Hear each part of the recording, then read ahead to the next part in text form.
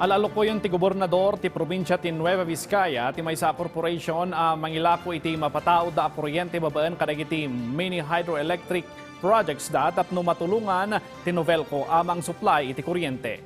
Daytaken da dumapay damag iti region to isang bahay ni Dianne Monica Tucay.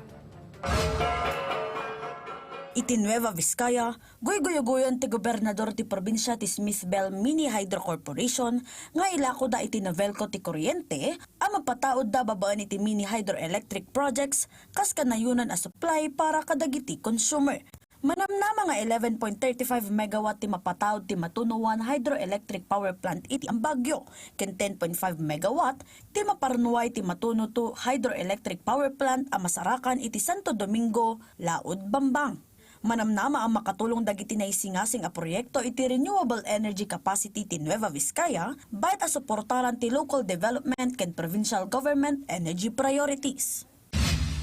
Kabayatan na, 500 million pesos ti pondo nga inlatang ti Oceana Gold Philippines, ang may bunong para iti nagduduma a Community ken Provincial Development Fund, iti pakabuklan a probinsya. 102 a barangay ti nakaawat ti 3 million pesos, manipod iti Provincial Development Fund, a nasurok 216 million pesos. Tinabatbati a pondo a nasurok 306 million pesos, kat naipaay para iti Solar Electrification Initiative, padanom ti umili program, free wifi ti umili, ken dumapay.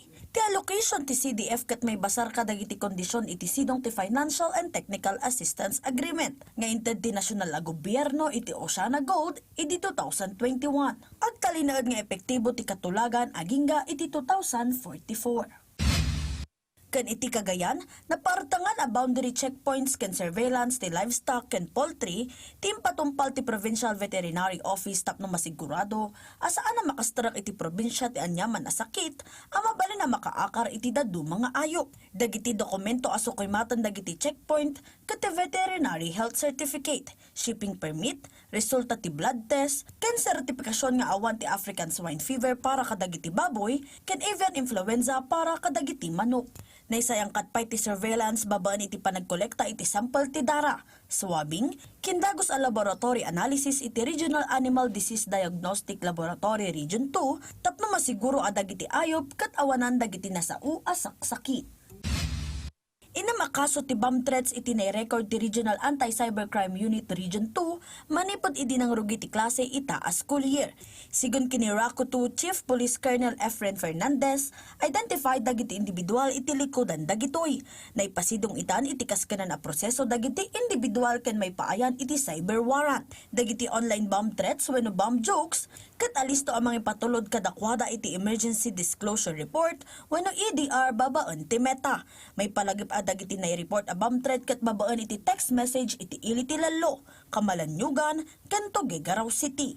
Ti bomb threat ket adaan panusa iti sidong ti anti-bomb joke law, ken posible a may balod iti suspect iti 5 atawan, ken multa a 40,000 pesos. Dianne Monica Tucay para iti Pagilian.